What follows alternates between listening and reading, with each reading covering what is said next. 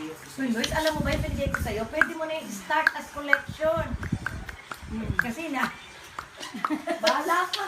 Hayaan mo kasi ano, pwede mo na yung start. Hindi naman si, Dagdag. si Luz eh. Nung pagbiyahe niya, pag uwi niya sa bahay ulit, putol na. Sabi niya, doon daw naputol.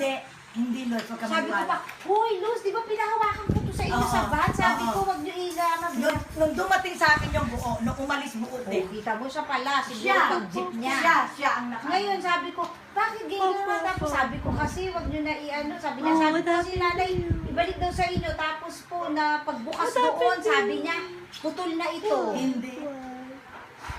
Kaya sabi ko, ay, hindi nyo hinawakan to sa van. Hindi Sabi yung ko.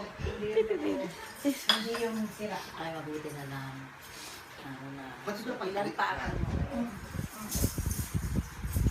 Kaya Kaya ano mo na kaming ihatid, tapos sila na.